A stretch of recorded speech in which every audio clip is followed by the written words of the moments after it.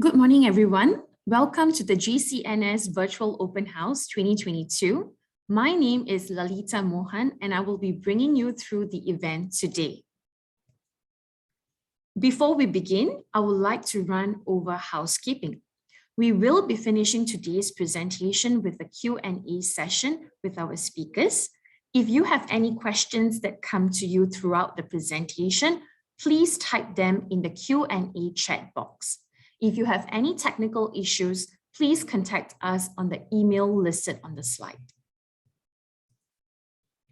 We are excited to welcome Ms. Fang Eu-Lin, Partner and Sustainability and Climate Change Leader at PwC, and Ms. Miao Yu, a Participant Engagement Regional Manager at UN Global Compact.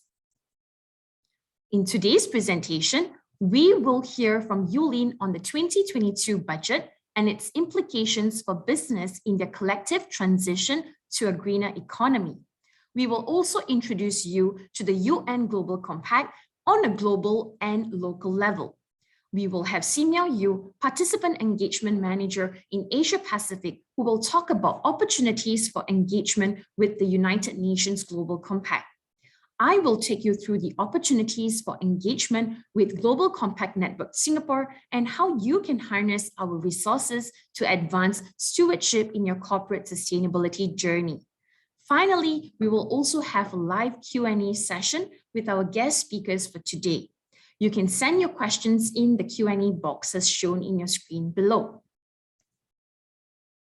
Today, we hope to share how we can help you accelerate your impact in corporate sustainability by harnessing the exceptional steps Singapore is taking to advance sustainability, accessing our global and regional resources, leverage our in-house tools and networking opportunities, and build your capacity to tackle key challenges in sustainability.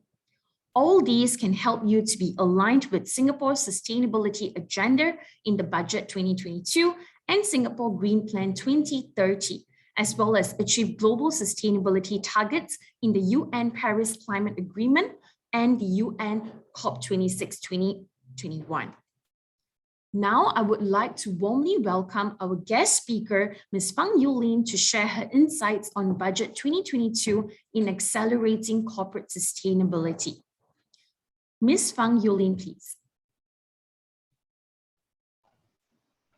Very good morning to everybody, and thank you for spending time, for this webinar this morning.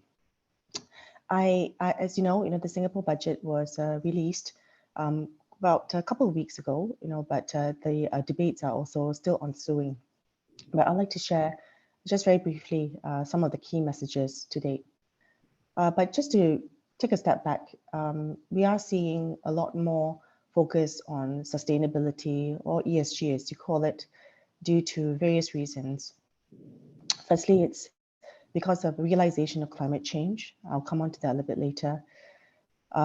Countries coming together to look at climate change more specifically. One of the platforms, of course, is the UN Conference of Parties of which COP26 was just completed last November and December. There is also expectations from investors, governments, societal expectations as well, and technological advancements, which can be a double-edged sword. This, of course, has focused on the environment, social and governance a lot more. Although governance is a bit more well-defined and mature, however, E&S part is still an ongoing journey. Particularly with COVID, I think economic scarring has occurred, and there could be more work that can be done on the social side as well, on top of the environmental side. This, of course, presents risks and opportunities for companies, for countries as well as for society. Moving on. I just wanted to briefly share with you, this is not an updated slide, but updated picture, but it shows a general trend in terms of where we're heading in terms of the stock of carbon dioxide in the atmosphere. And you can see here that there has been a general increase of carbon dioxide in the atmosphere. And this worries people because of the concentration of parts per million in the atmosphere, which has been increasing. At this point in time, we are roughly around 1.1 degrees Celsius from pre-industrial levels, and we're already seeing the effects of climate change. Next slide, please. But this has been a recognition from different countries, and hence many countries have pledged net zero or carbon neutral over the past couple of years. More recently, Singapore has also pledged net zero, more recently by around mid-century. But there are also other types of regulations as well, such as on the right-hand side, where you can see Frans Timmermans, the Vice President of the European Union, talking about carbon border adjustment mechanisms.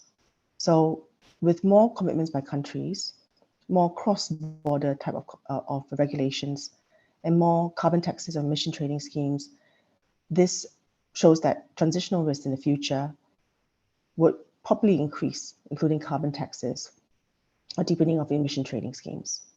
Moving on, please.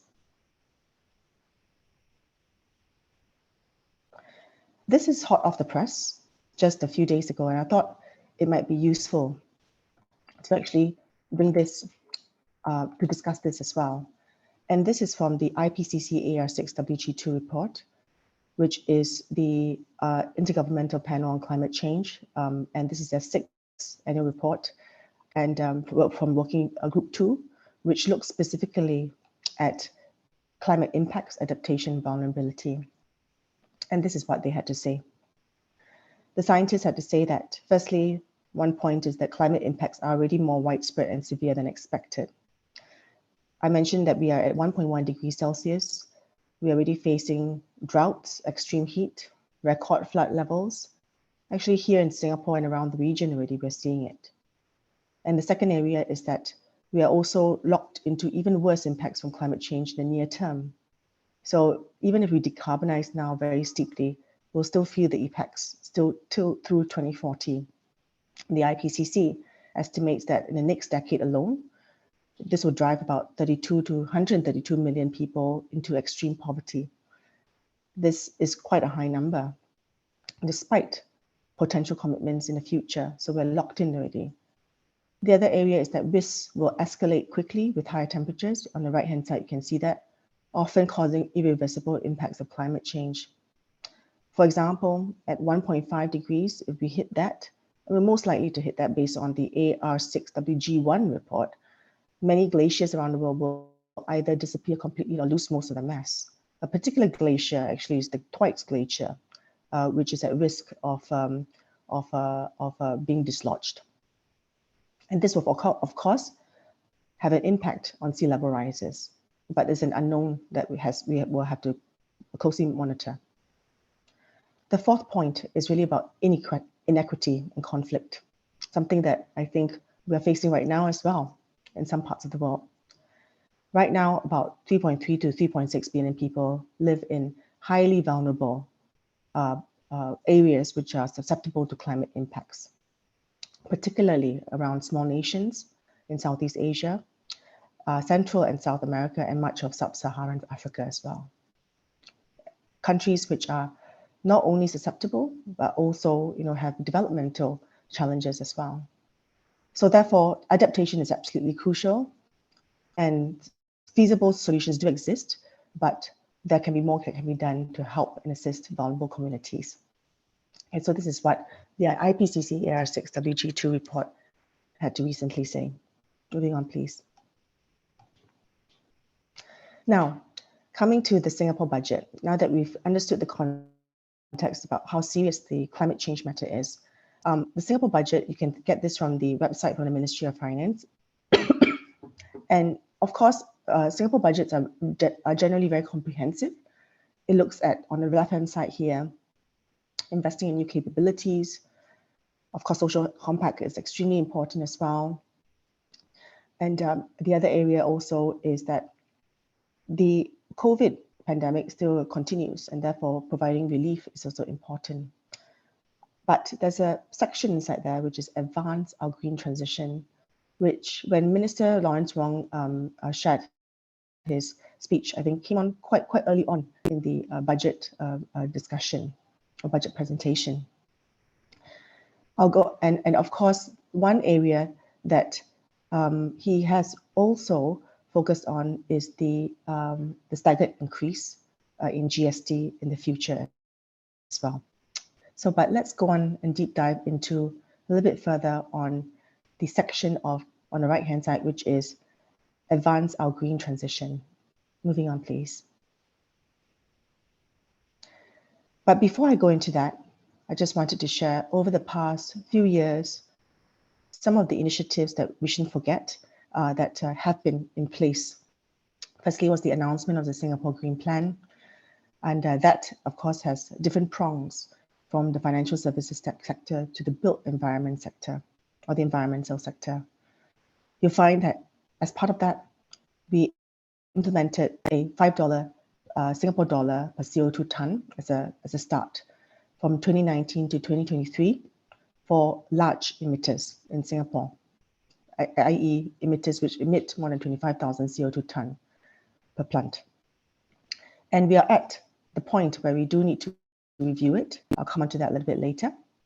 At the same time, for community, we have set up Singapore set up the SG Eco Fund as well to fund some of these sustainability initiatives. There was also the very, very multi-pronged and detailed Green Finance Action Plan that was issued out by the Ministry of Finance, by the Monetary Authority of Singapore. That is in a few areas, such as to strengthen financial sector resilience, which is why some of the regulations that came out was around looking at climate risks. And I'll come on to that a little bit later, looking at technology to help in terms of decarbonization, climate issues, sustainability issues, developing market and solutions in terms of the different type of products, and building knowledge and capability, such as setting up the Green Finance Institutes, which are both in SMU and also in NUS. And also, lastly, but not the only area, also to help SMEs as well, which on the right-hand side, the Enterprise Sustainability Program, where the Enterprise Singapore will provide support in terms of upskilling of SMEs and also other types of grants and support to help to transition to more sustainable companies as well. Singapore also participated on the top right-hand side in the Global Governance Platform, the UN Climate Change Conference, COP26, last year in November and December, particularly being the co-chair of the negotiations under Article 6 pertaining to the international carbon credit markets. Moving on. So given that we have done quite a fair bit over the past couple of years, now in terms of what's the updates for that or additional areas that the government has shared more recently. Firstly, on the right-hand side, you would know that there's $5 per CO2 ton. And moving forward, the Minister of Finance has said that from 2024 to 2025, that will increase to $25, and then later to 45, and then to a range of 50 to 80. $5 per CO2 ton is really the highest in our region, and this would definitely make us more on par with some of the other studies and also some of the other countries in the European side. So I think that these increases in carbon tax prices could inspire others in the region as well to implement higher carbon taxes or to set carbon taxes as well. Knowing that this is a fairly incremental increase over the next decade or 8 years, a transition framework to help emission-intensive and trade-exposed sectors will be released, and I think that will be released soon. Also, in addition, to presumably help with the carbon credits market, of which Singapore is trying to be a carbon credits trading hub, 5% of taxable emissions will be okay. You can use that to actually use carbon credits to be high-quality carbon credits to be bought from the market from 2024 onwards.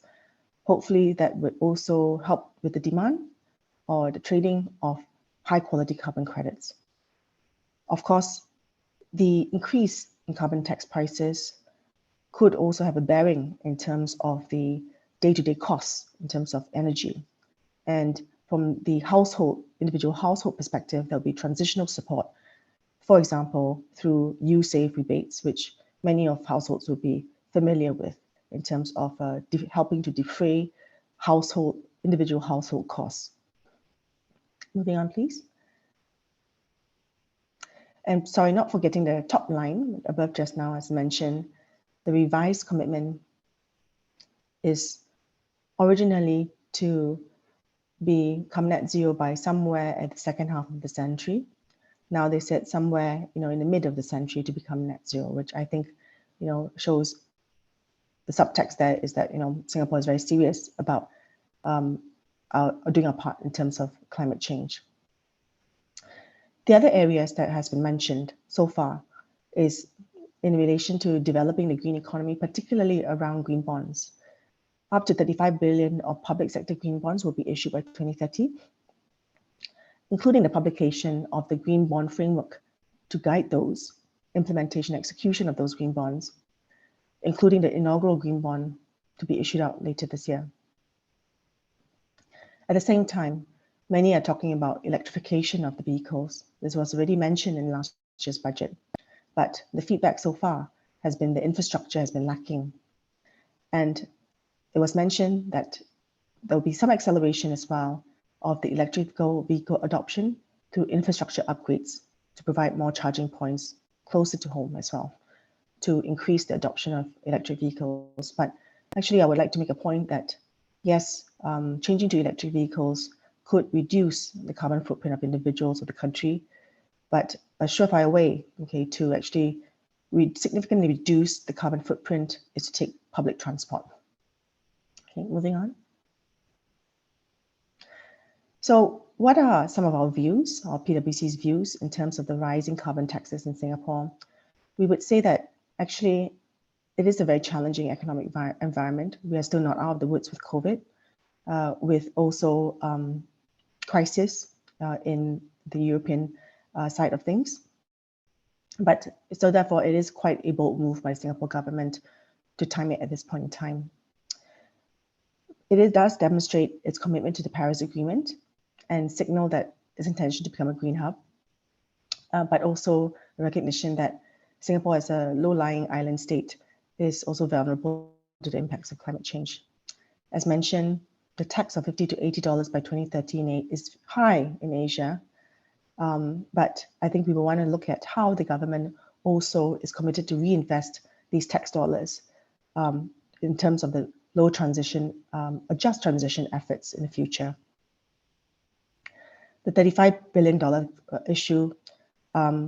issue, hopefully can create also different types of initiatives, low carbon type of projects, which hopefully will be able to create new green jobs or adjacent green jobs in the future as well. Okay, moving on. So on the page, what do companies need to consider given these developments? And we think that some of them, but not limited to these, could be these. Firstly, I think it is useful for companies to understand what are the physical risks. Just now I talked about the IPCC AR6WG2 report. Do you have any businesses which are susceptible to physical risks? Might be useful to use that to inform your decisions of where you place your assets or how you build resiliency for those assets. But at the same time, with increasing carbon tax prices in Singapore, potentially in other jurisdictions as well, what kind of operating costs would you be susceptible to as well? This, I would say, could be twin forces of a climate-related risk. The other area is there has been a norm in terms of developing better energy efficiency, decarbonizing your pathways as well. How is it, that you can start doing small steps in terms of decarbonizing your business? Of course, measuring your footprint is very important, and I know that UNGC has great tools in terms of helping companies in terms of measuring their carbon footprint as well.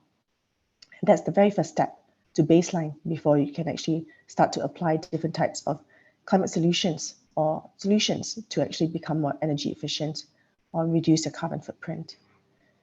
The other area is thinking about using green and sustainable finance, of which banks are very open to talk to companies about, individuals about. to help in terms of applying those funds to either meet sustainability or ESG related KPIs, or using the funds to be able to apply to certain types of sustainability eligible assets. The other area is always an issue, which is to pursue credible data. We talked about baselining in terms of your carbon emissions. That should be always something that should be a continued effort. Without credible data, it is you can't get also green financing. You can't be able to also truly understand your climate-related risk and opportunities as well. So this will be a long journey to get complete, accurate, and verifiable data as well. Because sustainability is 9 miles wide or 10 miles wide and can be rather complex, it is important for at least senior management to go through the upskilling. GCNS and also Singapore government do provide upskilling programs as well, for across ESG. As you are able to look at all these areas and how your businesses will change, I think it's also important to understand what are the new jobs that might be impacted or created and the skills that are required for your particular industry. PwC, we do the same thing as well. And we do need to make certain augmentations in terms of the skill sets that we hire or the training that we apply for our people. But it is an opportunity for our existing people to try new things as well, leveraging on their existing skill sets. The other area that is quite advanced, but companies are thinking about, is to accelerate the transition into a greener, more sustainable a society and also business. It might be useful to actually link the incentive plans, shorter term, longer term, to ESG targets as well to help to get things moving. So these are some of the thoughts that some companies are thinking about and which we see as well. So with that, these are some takeaways from our perspective from the trends out there in the market and also the Singapore budget as well, which helps to accelerate some of these ESG and sustainability developments. Thank you very much. Thank you very much, Eu-Lin. With that, I'll hand it over to Simeo Yu to introduce the United Nations Global Compact. Thank you, Lolita. Thank you and welcome everyone. And with my 15-minute presentation today, I really hope to give you a glance of how the UN Global Compact could support you in advancing your responsible business measures, help you build the ESG-linked long-term plans, and then to help you advance the country-level transition agenda. As Eu-Lin just introduced earlier, the Singapore budget really has a very strong focus on ESG, and there are growing expectations from the broader stakeholders. So the UN Global Compact and Network Singapore, we are here to support you in this transition. And for our current participants in the session today, I really want to first by saying thank you for being part of the initiative and for your continued commitment to the 10 principles. And for those of you who are new to the Compact, also welcome. And I really hope this is a good beginning for you to start your sustainability journey with us.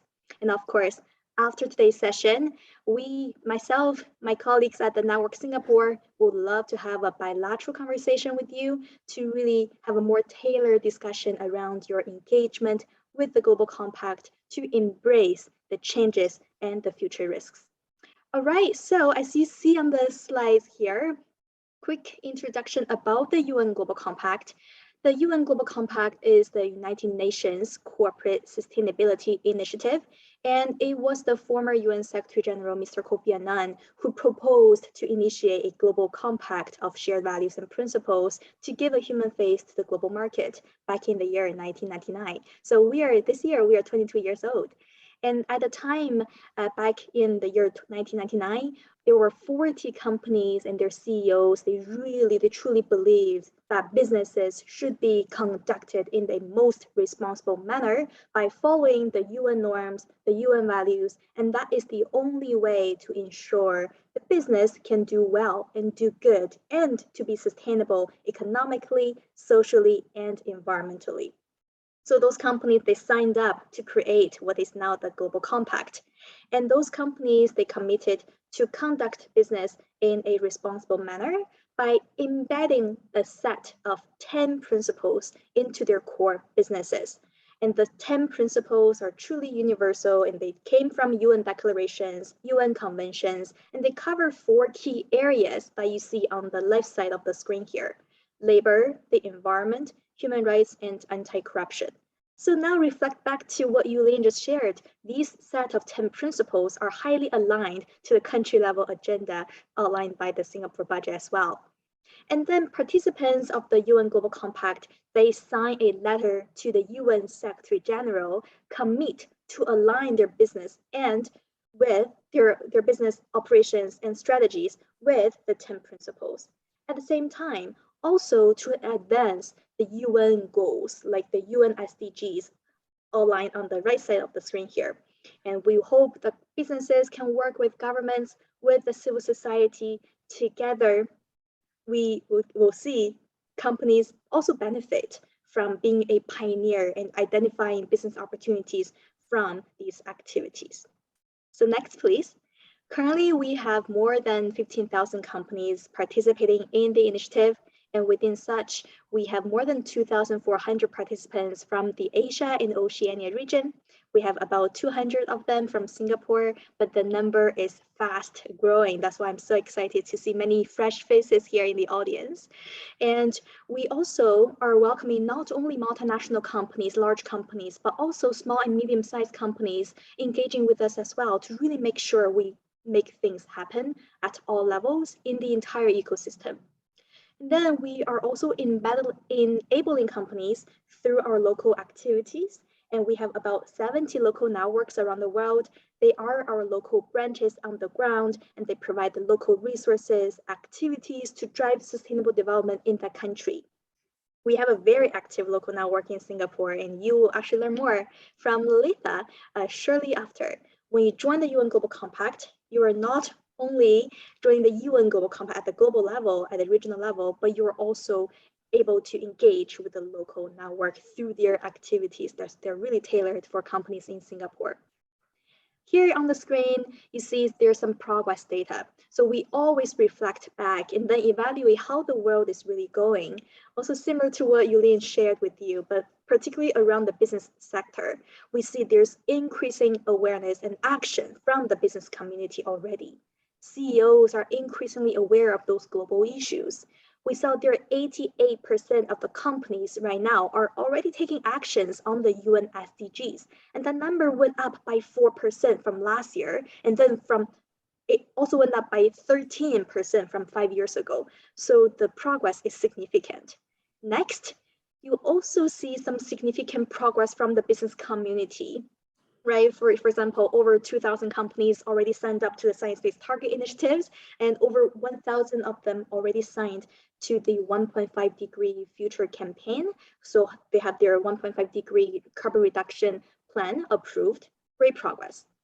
Next is something a little bit negative. And we also saw that the world is not on track to deliver on the SDGs.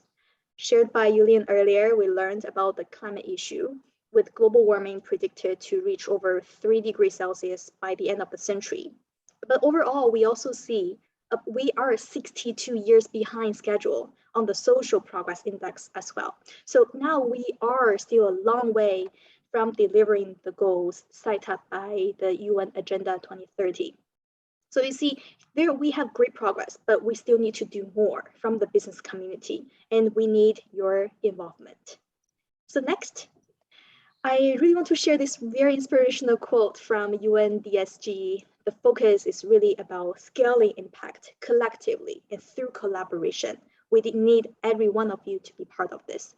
And here at the Global Compact, we want to enable you, regardless of how big you are, where you are, what sector you are in, we want you to contribute to address ESG risks more holistically and then move beyond business as usual.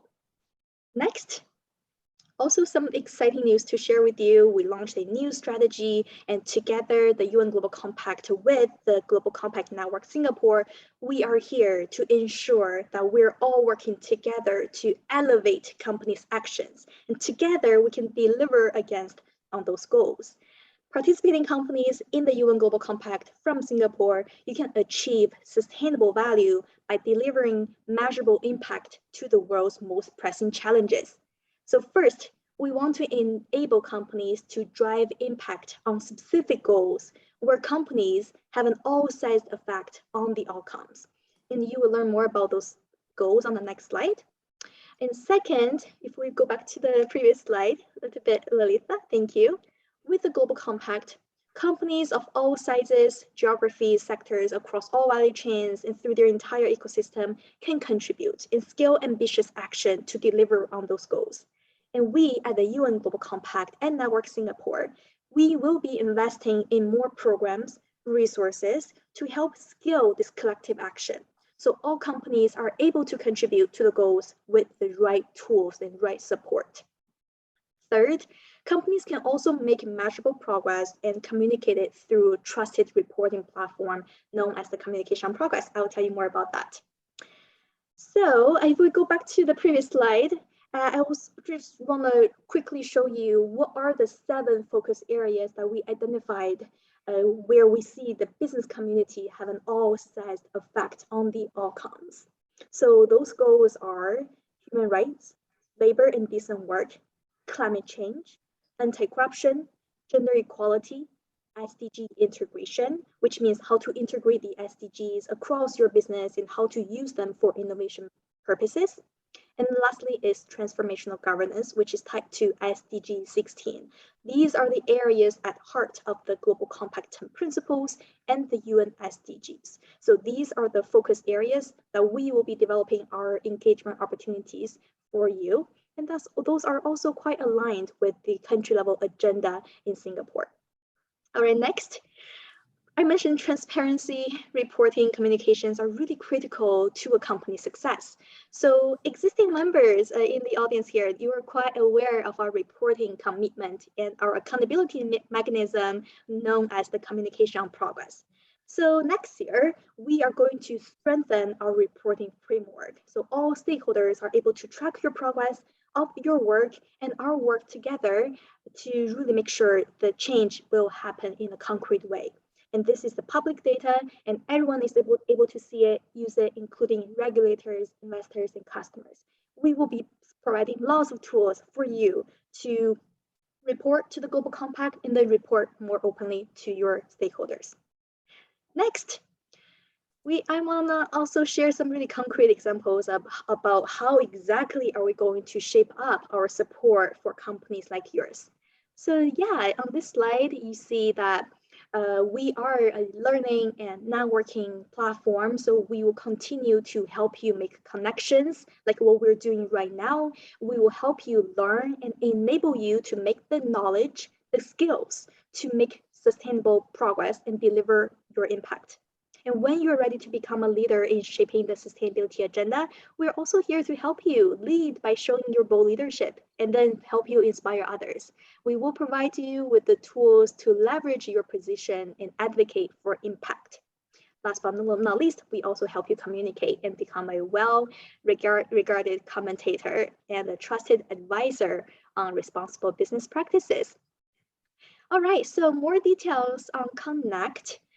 Next, we are here to really help you connect with experts, with peers, with multilateral bodies, and we do that through global, regional, and national level activities and events. On the screen here, you see some of our global and regional flagship events, and these events are complimentary and open to all employees within your company if you're part of the UN Global Compact. Last year at our flagship event, Leader Summit, we developed a 26-hour long virtual event, and we had more than 20,000 business leaders, sustainability professionals like yourselves, joined our heads of state, governmental bodies into really broad range of topics around sustainability. And this year, we're organizing that event again in a hybrid format. And if you're in the UN Global Compact, I invite you to join us again. And coming up in mid-March, we have another great event, the virtual Target Gender Equality live event. And that will include a range of discussions really guided by the women's empowerment principles and practical examples from the business community, from the UN Global Compact's Target Gender Equality Accelerator Program. They're active in 40 countries. I also invite you to join us in this virtual gathering. All right, next, you'll hear more about learning. So we also are here to help you learn, to help you scale up on your knowledge and capacity. You see on the screen here, we created lots of great guiding materials, supporting documents for you. We learned from Eu-Lin that upscaling is really critical in the transition. So we want to make sure we provide this kind of guidance and support for you, for your employees. Next, you see we have some tools also enabled. Also, we learned from the previous presentation, we cannot manage it without measuring it. So we have created lots of great tools, very tangible tools for you to keep track of your progress, for you to keep track of the measures and then your performances. Next, we also have a really exciting learning platform, really a great opportunity for you to upskill your employees, is the UN Global Compact Academy learning platform. All employees from our companies get full access to this online learning platform. And that really enables you and employees to enhance your knowledge and capacity with learning opportunities available regardless of what your corporate function is or where you are on your sustainability journey. We have the right course for you. We also created some learning paths for beginners, for people who are maybe new, and then for people who are really advanced around sustainability. We have the right course for you. The platform really offers courses around all important topics around sustainability and help you gain the knowledge on key and fundamental sustainability concepts anytime, anywhere.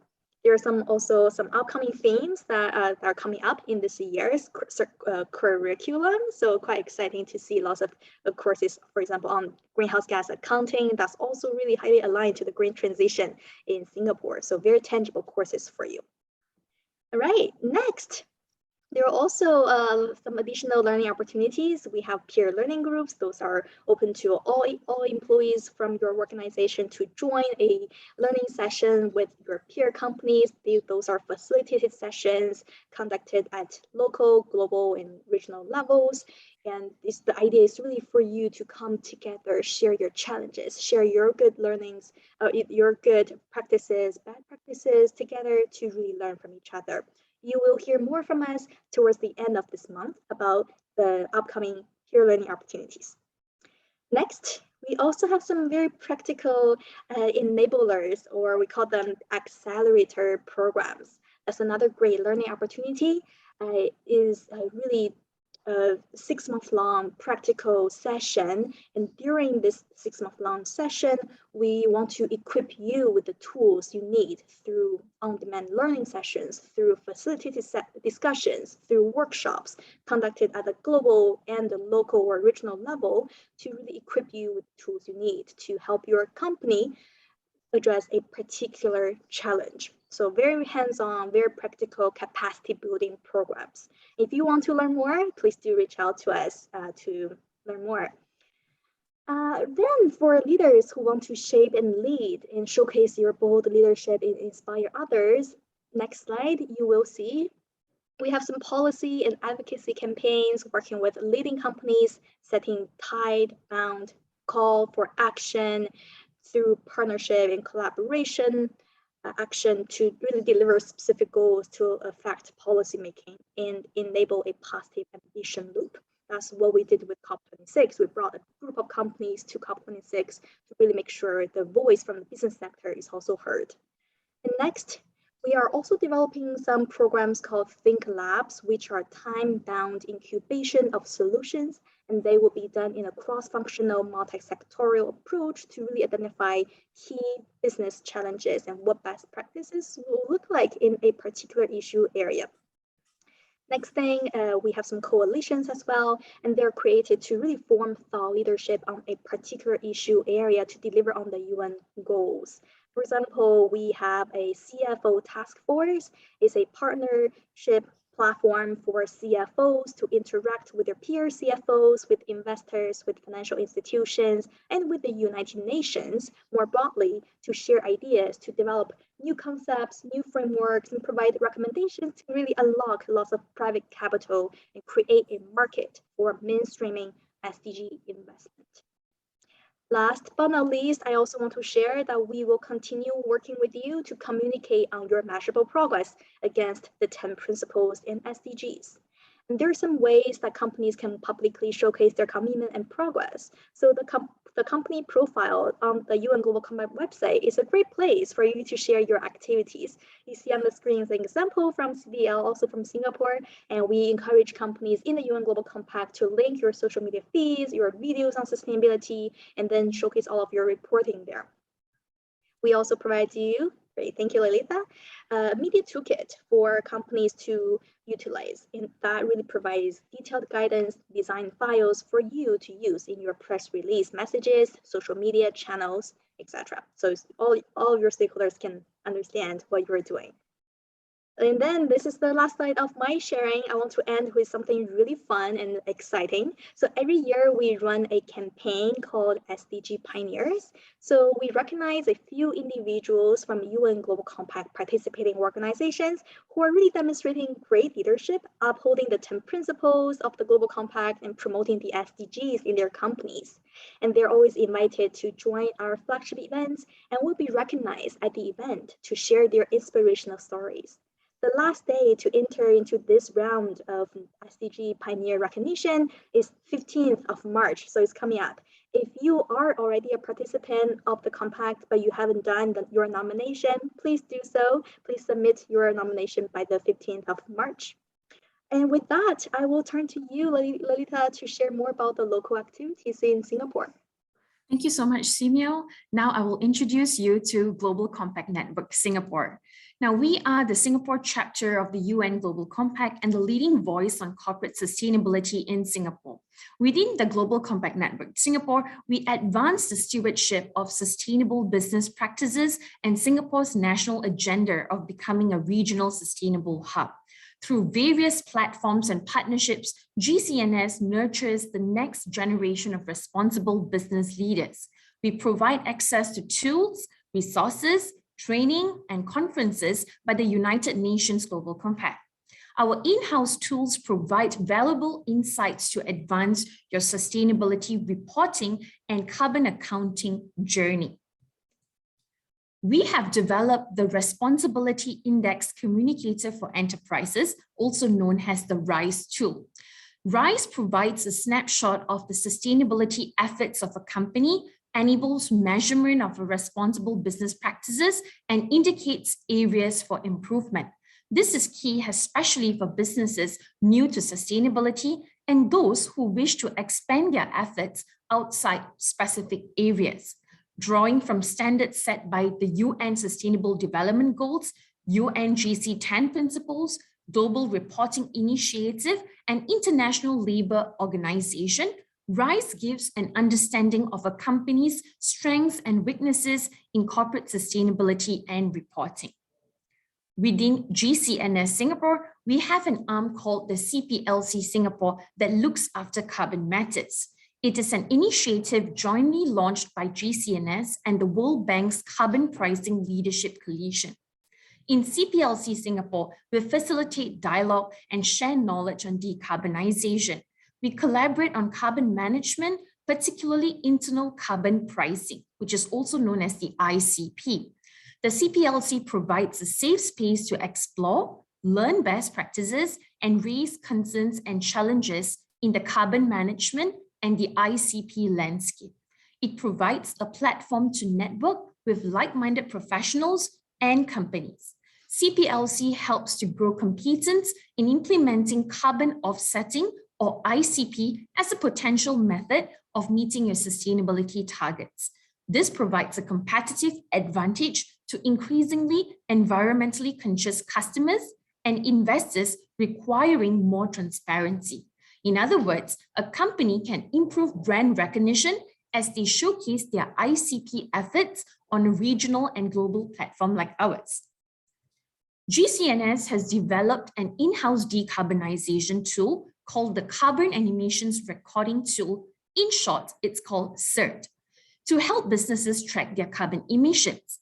Developed in partnership with the NEA, it provides the first step towards internal carbon pricing and reducing your carbon emissions. With that said, we also have several key events annually. These are opportunities for you to connect with like-minded people, learn and celebrate progress. Our flagship events are the GCNS Summit and the GCNS Apex Awards. Coming up in May, we also have our GCNS Youth Forum. We have ongoing events throughout the year. You may find more updates on our website, or you may also sign up for our newsletter to get more information. I would like to use this opportunity to highlight some significant programs we have launched recently. Firstly, we have launched a course called Foundations in Corporate Sustainability in partnership with Enterprise Singapore. This course is part of the Enterprise Sustainability Program Sustainability Course Series. It is a 2.5-day course that takes place on 29 March, 30th March, and 6th March. And it is an introductory course that will cover major trends in sustainability and practical guidance on incorporating it into improving our business practices. Enterprise Singapore co-funds 70% of the workshop fees for participants, capped at 3 per eligible company for all ESP sustainability workshops.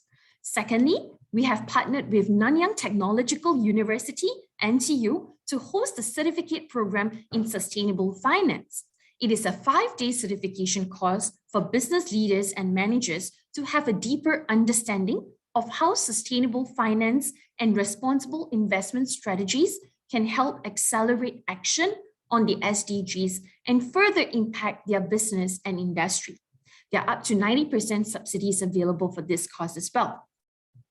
And we have our ongoing partnership with Singapore Management University, SMU, to host our Advanced Certificate in Sustainability and Sustainable Businesses.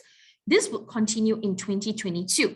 This course aims to deepen your understanding of key corporate sustainability concepts and frameworks while acquiring skills in sustainability reporting and carbon management. Now, within the CPLC Singapore, we still continue to host year-round workshops on carbon management.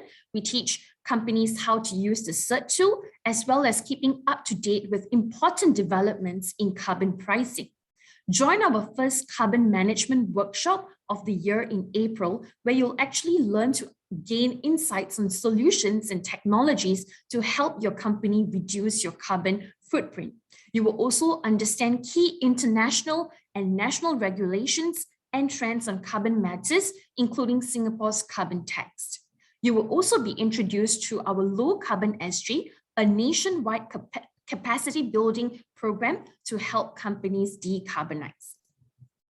Now, within the GCNS Singapore, we actually have a youth arm. It is called the Youth Alliance. Now, through our Youth Alliance, we actually have a sustainability internship program where GCNS actually nurtures a talented pool of youth to meet increasing demands, especially in green sectors.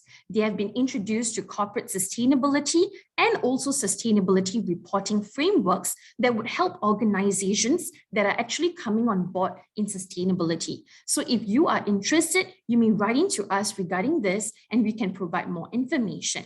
Now, coming up in May, we also have our annual GCNS Youth Forum that engages young people with key themes in sustainability and guiding them to be enablers of change. Participants are welcome to reach out to us on an ongoing basis to participate in youth initiatives. Now, how can you join us? There are 4 simple steps that you need to take before you join us as a participant. Now, firstly, you need to have a better understanding on the application guidelines. Secondly, you need to prepare a letter of commitment. You need to also show your ACRA document of business legitimacy. Number 3, you would have to complete an online application form, and then you would receive an invoice from GCNS Singapore that covers your participation in both UN Global Compact and local network engagement. Now, we encourage participants in good standing to also use this endorser We Support logo. Now, this logo is actually used on websites and relevant print materials to communicate your commitment to the initiative and raise awareness of the UN Global Compact. Now, I've come to the end of my presentation. We will begin the Q&A sessions. If you have any questions for any of our speakers, please type it in the Q&A chat box. Okay.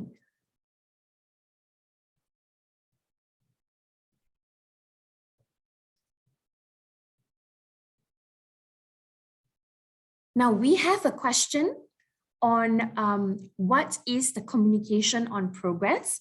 Now, the communication on progress is actually a commitment that your company would actually make to the UN Global Compact 10 principles. It also provides information for your stakeholders on the different commitments and your sustainable development goals that you're working on. It also serves as a document that shows continued support for the UN Global Compact and also your ongoing initiatives in your sustainability journey.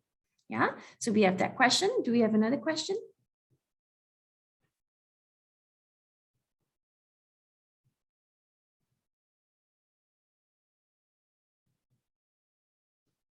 Okay, we have Shir Chan. She has actually asked a question on what are high quality carbon credits. Eu-Lin, would you be able to give us some insights on what are some high quality carbon credits? Yeah, sure. So high quality carbon credits are those of which they look into carbon reduction or carbon removals, which are verified by accredited verifiers as well. Some of these high quality carbon credits, which are verified, could also have co-benefits. So that means that, you know, it impacts not only the reduction aspect of it or removals, but it also impacts some of, say, the SDG. They have some SDG or social impact as well. Yeah. Thank you, Eu-Lin. Okay, we have another question on how can we actually encourage SMEs to take step in their decarbonization journey? So Eu-Lin, would you be able to give me some insights on that? Yeah, I would like to recognize that maybe SMEs don't have the same amount of resources as, say, large companies. So, you know, I think platforms like UN Global Compact, you know, they do actually have quite a number of programs to help you to kickstart, you know, whether it's carbon measurement or identifying how do you improve your position as in ESG, so that helps you in terms of either, you know, your products, or it could be engaging, you know, with your clients as well. Sometimes in terms of tenders, you know, they would require even the smaller SMEs, right, to have certain type of a minimum ESG requirements. So I think platforms like UN Global Compact or some of, if you're in Singapore, you know, some of the programs that are offered by also Enterprise Singapore, you know, would really help to go a long way. Yeah, so just to share a bit more about that. Yeah. Thank you, Eu-Lin. Also about decarbonization, actually, we have a lot of carbon management workshops and trainings available under our CPLC branch. So if you're looking to start decarbonizing, or you're in the journey of learning how to, we actually provide tools and conferences, trainings, the exposure to understanding how to go about this journey. So you can also join us in the CPLC Singapore. Yeah, thank you so much for the question, Shir. There's another question. What is the value of the accelerator program in UN Global Compact? Simeo, could you take this question? Yeah, absolutely. So accelerator programs are really practical programs. I see them as a mini MBA program, similar to an MBA program, that you go to the program through ongoing engagement with the instructors, with the experts, with your peer companies, and through conversations, workshops, you are able to gain the knowledge you need to address a particular challenge that the company is facing. So currently we are offering 4 accelerator programs on specific topics that are really relevant for companies. We have one on climate ambition, like Lalitha mentioned, we invite companies to join these programs to really help them with the decarbonization practices. So for that, companies usually go in, and then at the end, they're able to bring the knowledge back to the company. And most of the companies have already set a science-based target as a result of employees being part of the accelerator program. And then some other accelerator programs, we have one on SDG integration to help companies identify what are the most relevant SDGs for them, and then to help them to keep track of their progress on the SDGs. And then another one on target gender equality to really address the gender gap within the organization. Another one is on Young SDG Innovator, which is to really invite colleagues who are less than 35 years old to join this program to really develop some innovative solutions to address the challenges the company is facing right now. So very practical program for you to be equipped with the knowledge you need to bring back to the company to help the company succeed. All right, thank you so much, Simiao. All right, I think that's all for now. Thank you for joining us this morning. I would like to give a special thanks to Ms. Fang Eu-Lin and Simiao for being with us and sharing your insights on decarbonizing, on creating a collective economy, and also helping businesses come on board in their sustainability journey. Now, for all participants of this webinar, if you have any questions, please feel free to reach out to us at membership@unglobalcompact.sg. And we have a feedback survey. We would really appreciate if you could give us your thoughts, and your feedback would be very much appreciated. So thank you very much to both speakers. Have a great day, everyone. Thank you.